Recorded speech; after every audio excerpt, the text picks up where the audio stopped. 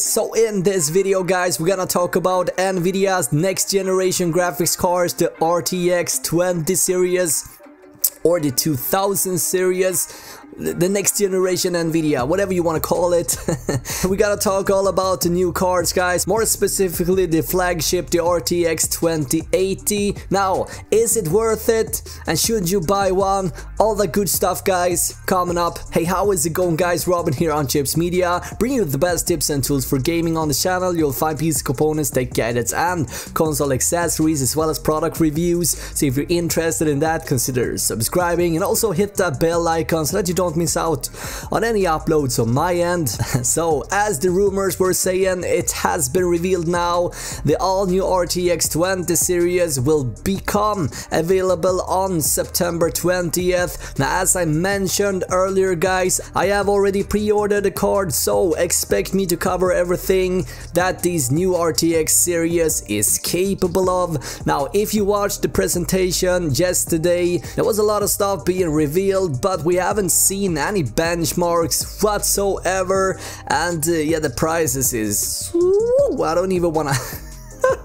I don't even want to talk about these prices, but we have to. Now, let's start with some specs right away. Now, it turns out that all the rumors weren't completely wrong after all. However, instead of going with 16GB GDDR6 memory, Nvidia decided to go with 11GB for the top model, the 2080 Ti, and 8GB for the RTX 2070 and the 2080 respectively.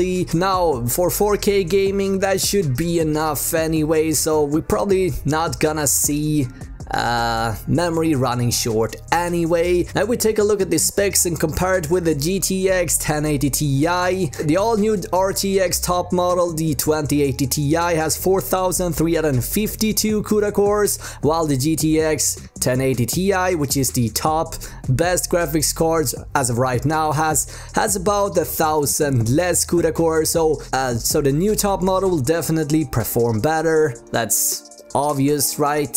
But we haven't even touched on price yet, so before you run over to Nvidia and pre-order a card, we need to talk about prices. Now in terms of specs, all I can say, things are looking promising. Now if you watched the presentation, there was a lot of stuff being said and we haven't seen any benchmarks whatsoever. Jensen, we're talking about giga rays here and giga rays there, which is fine and all that, but I mean, we need to see benchmarks, right? The core selling point of these cards is the all new ray tracking, which is definitely the future of gaming. I'm gonna show off some trailers in the background guys, you can see what ray tracking actually does. But Nvidia is banking off ray tracking and they are hoping to it becoming a thing, so to speak. But to be able to take advantage of this new feature, you need a card from the RTX series, because the older GTX graphics cards won't be able to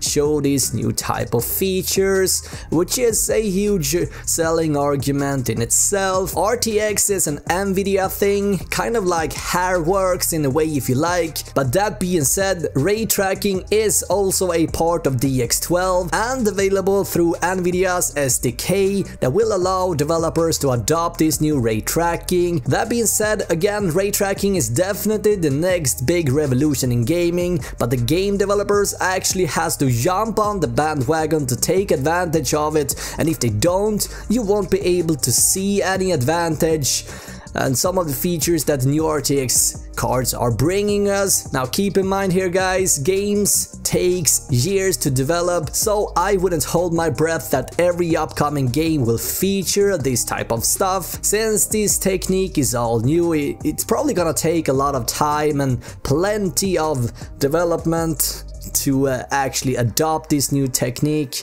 Now before we getting too far here, it is important to point out that Nvidia has offered little in the way of information on this card's performance beside their formal specifications. On the presentation, they were solely focusing on ray tracking and hybrid rendering on the Turing card's architecture, and we haven't seen any benchmarks whatsoever. That being said, we need to talk about pricing guys, because what the hell, Nvidia is asking $499 for the RTX 2070, $699 for the 2080, and $999 for the TI model for the reference card. Now if you want to have the more sleek Founders Edition card, you have to pay $1,200 for the top model. In other words, the flagship is one of the most expensive gaming cards ever sold by Nvidia, which is nuts. All the development and countless of thousands upon thousands of hours Nvidia spent on these new GPUs. They've said that they have been working on the Turing for over 10 years time, or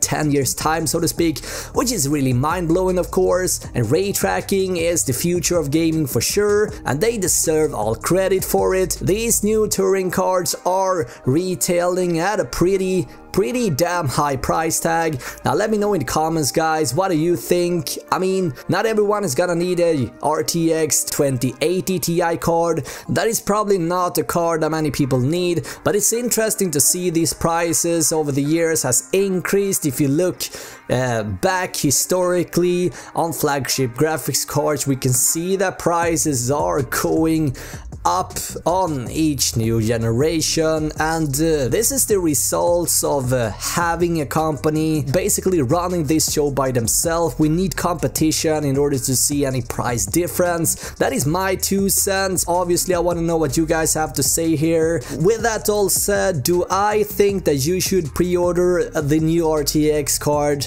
Definitely not. I think if you don't have specific needs, if you know for a fact that you are gonna benefit from the Turing architecture, definitely go for it. But if you are looking for a new graphics card and you don't know if it's for you or not, I'd say definitely wait for benchmark results and see how these cards, these all new cards perform so to speak. I will cover every details of these cards up until release, and I will also be running benchmarks on every popular game out there guys. I've got you 100% covered here, so expect full reviews on these cards being released around the 20th of September so to speak. But yeah, that's all I can say right now. Definitely wait for reviews here guys, because these cards are in my opinion way too pricey, they're overpriced, and we gotta have to wait and see what AMD have up their sleeves, because we love competition and to be honest we need competition as well. But obviously I want to know what you guys have to say here. That's my 2 cents. That being said, I am going to cover these new cards when they come out, so definitely don't miss that. But until next time guys, have an awesome day, alright? Bye.